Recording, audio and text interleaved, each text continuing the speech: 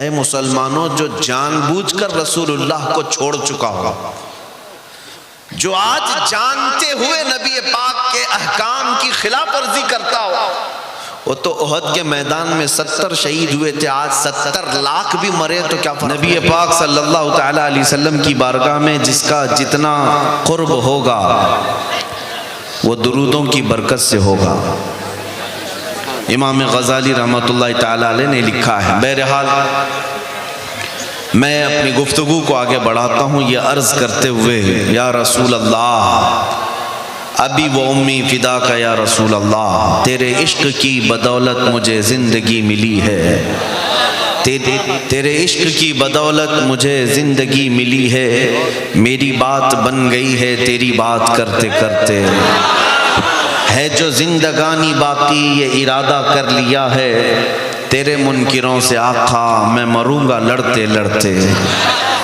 عزیزان گرام وقار، ہماری زندگی کا کل اثاثہ، ہماری زندگی کا کل سرمایہ، ہماری زندگی کا خلاصہ اور لب لباب حاصل کلام صرف یہی ہے جس کو اعلیٰ حضرت فاضل بریلوی رحمۃ اللہ علیہ نے فرمایا، انہیں جانا انہیں مانا نہ رکھا غیر سے کام۔ للہ الحمد میں دنیا سے مسلمان گیا، اور مرشد گرامی حضور تاج الشریعہ بدر الطریقہ رحمۃ اللہ تعالی علیہ فرماتے ہیں، بلحوث سن، سیم و زر کی بندگی اچھی نہیں۔ بلحوث کس کو کہتے ہیں؟ خواہشات کا پجاری، اپنے خواہشات کے پیچھے بھاگنے والا۔ اور سیم و زر کیسے کہتے ہیں؟ سونا اور چاندی کو۔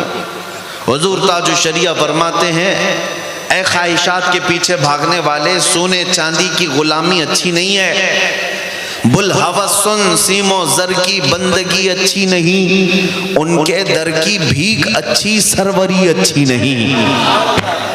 کل زندگی کا خلاصہ یہی ہے جو ہمیں ہمارے اسلاف سے ملا ہے، اور قرآن یہ کہتا ہے، فَلْيَحْذَرِ الَّذِينَ يُخَالِفُونَ عَنْ أَمْرِهِ أَن تُصِيبَهُمْ فِتْنَةٌ۔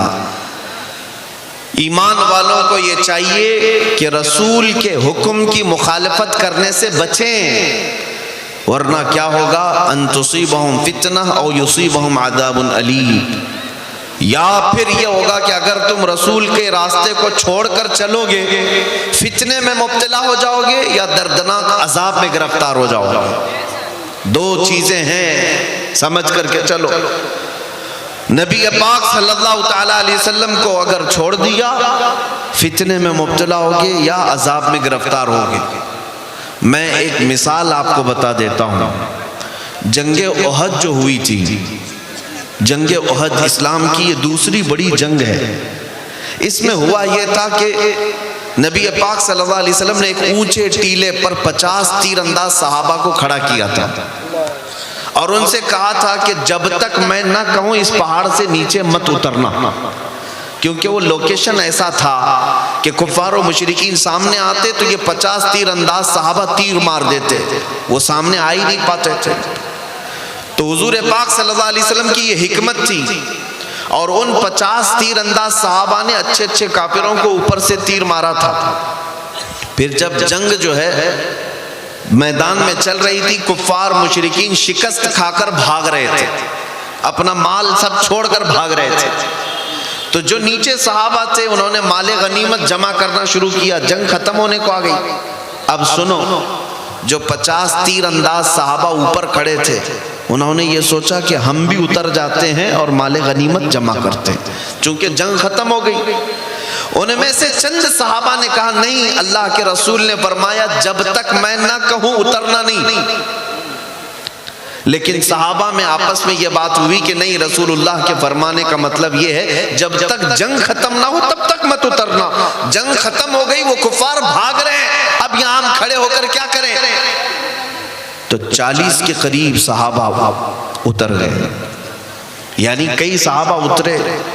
اب وہ جو مین لوکیشن تک خالی ہو گیا، تو کفار و مشرکین کی طرف سے خالد بن ولید اس وقت آئے تھے، ابھی وہ ایمان لائے ہوئے نہیں تھے۔ جب انہوں نے دیکھا کہ یہ اونچا ٹیلا خالی ہو گیا ہے، 200 لشکریوں کو پیچھے سے بھگاتے ہوئے لائے، اور جو اوپر کھڑے تھے صحابہ ان سب کو شہید کیا۔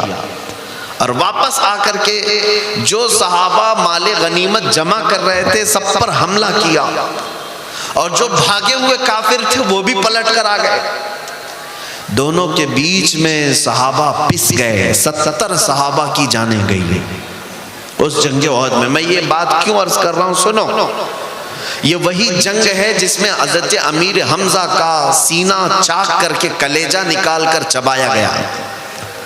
یہ وہی جنگ ہے جس میں حضرت عبداللہ بن جہش کے 80 ٹکڑے کر دیے گئے تھے جسم کے، اور کافروں نے ہار بنا کر کے پہن لیا تھا ان کے ٹکڑوں کو کاٹ کر کے۔